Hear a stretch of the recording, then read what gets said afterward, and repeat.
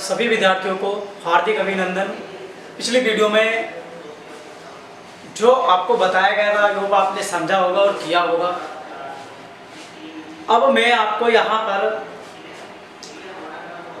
कुछ कराने से पहले जो मैंने पिछली क्लास में कराया था उसके बारे में थोड़ी चर्चा कर लेते हैं। मैंने कहा था विरल माध्यम पर अपवर्तन।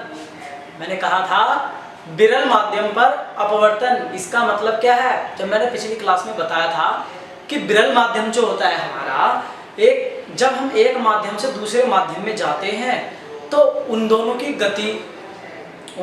गति और समय के अनुपात को भी मैंने बताया था। और उससे जो रिलेटेड हमारा जब हमने उस रिलेशन को सोल्व किया था तो हमारा स्नेल का नियम बन करके आता था। स्नेल के नियम में ये कहा गया था कि पहले माध्यम में जो है प्रकाश की चाल अधिक होती है और दूसरे माध्यम में क्या होती है, प्रकाश की चाल कम होती है। ऐसा क्यों? क्योंकि जब वो किसी माध्यम पर टकराती है प्रकाश की किरण तो उसे निकलने के लिए अपनी कुछ तो एनर्जी को खोना होता है। ठीक है, कुछ तो एनर्जी को खोना होता है। जैसे कि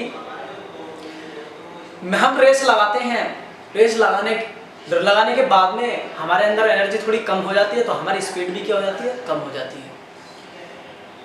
अगर मैं किसी लाइट को या मान लिया मैंने किसी लेंस को या किसी दर्पण को मैंने उठाने के बाद मैंने उसको सूर्य के प्रकाश में चमकाया, जैसे शीशा चमकाते हैं ना, वैसे उस तरीके से करा।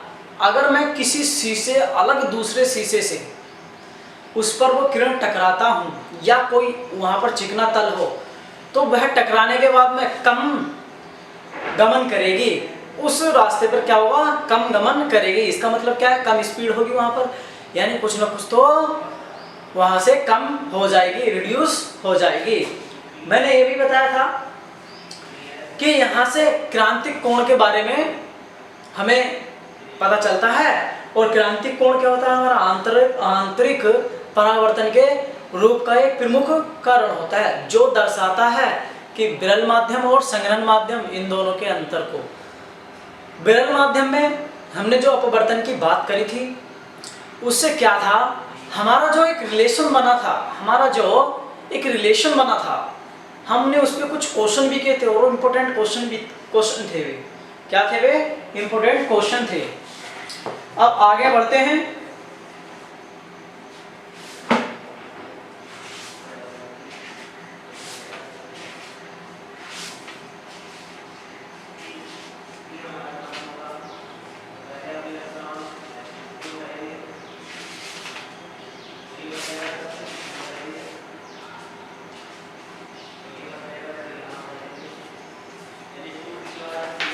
चलिए अब आगे करते हैं, क्या है देखिएगा। समतल पृष्ठ से एक समतल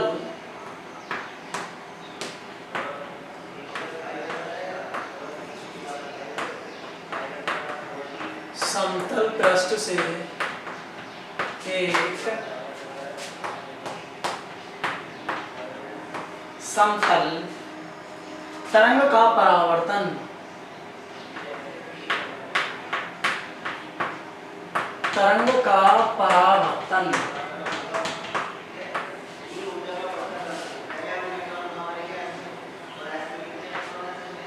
देखिए, समतल पृष्ठ से एक समतल तरंग का परावर्तन, इसका मतलब क्या है कि हमारे पास में कोई एक समतल प्लेन है, यानी क्या है, एक समतल दर्पण भी कह सकते हैं हम, या हमारे पास में एक वस्तु ऐसी है जो क्या है, वो समान समतल है। जब उस पर प्रकाश की किरण पड़ती है तो दूसरा जो समतल प्लेन होता है उस पर टकराने के बाद में जो प्रकाश का परावर्तन होता है वो किस तरीके से प्रतीत होता है। चलिए, मैं सबसे पहले यहाँ पर आपको ये मैंने एक प्लेन बना दिया है। यहाँ से ये क्या बना दिया मैंने, एक प्लेन बना दिया।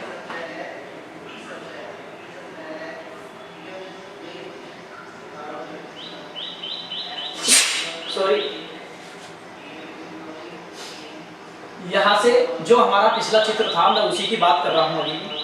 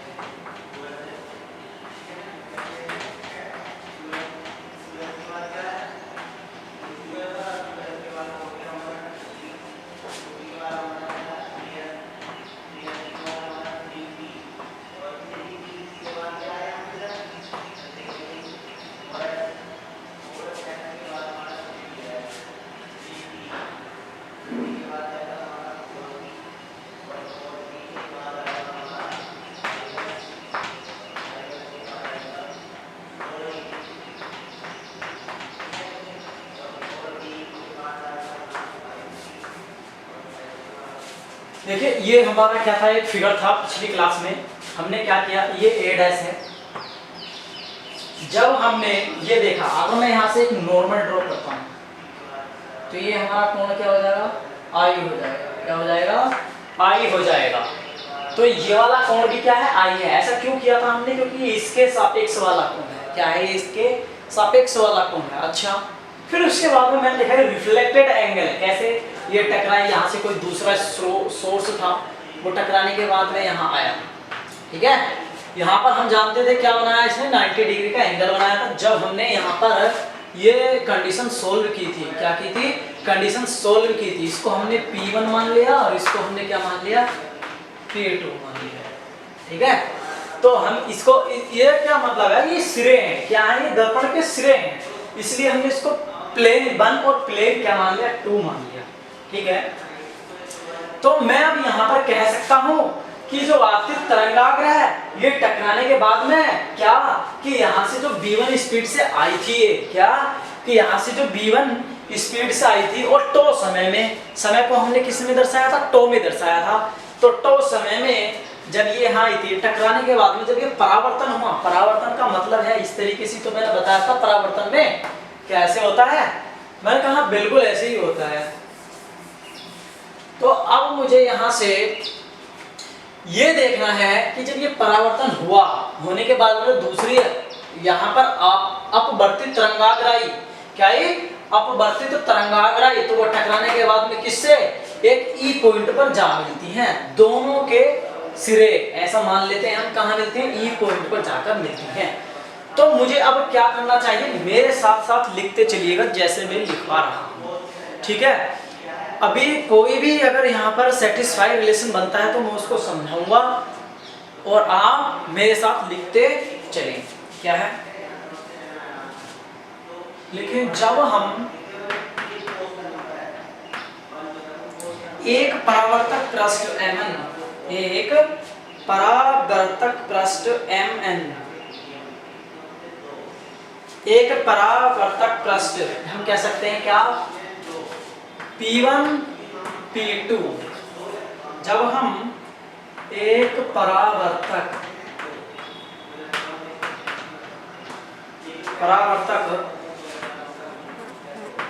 पृष्ठ P1 P2 पर किसी कोण I से, पर किसी कोण ये वाला I से आपतित एक समतल तरंग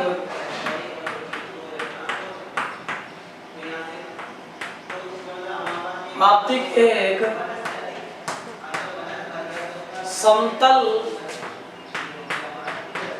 तरंग AB पर विचार करते हैं। AB पर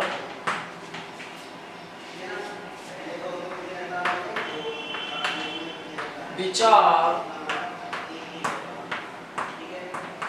करते हैं। यदि B माध्यम में तरंग की चाल को, यदि B माध्यम में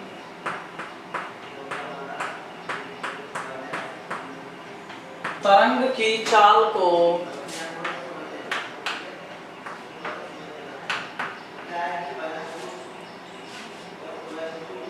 निरूपित करता है,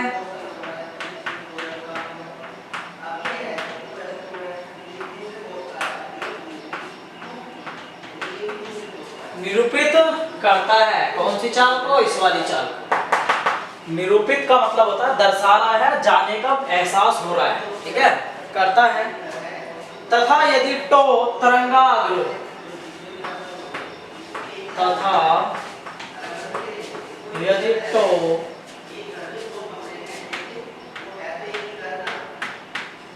तरंगाग्र द्वारा बिंदु C से, द्वारा बिंदु B से C तक आगे बढ़ने में लिए गए समय तक आगे बढ़ने में लिए गए समय, ठीक है, कौन सा समय है? जब किसी बिंदु B से यहाँ C तक टकराकर ये किरण आ रही है और किसी बिंदु E पर जाकर मिल रही है। कौन सा वाला? जो किरण A से चल करके A डैश से चल करके कहाँ A पर टकराती है और टकराने के बाद परावर्तन B पर जाकर करती है, और इसका जो अपवर्तन है वो कहाँ मिलता है? E पर मिलता है। कहाँ मिलता है? E पर मिलता है। तो यहाँ समय को निरूपित करती है।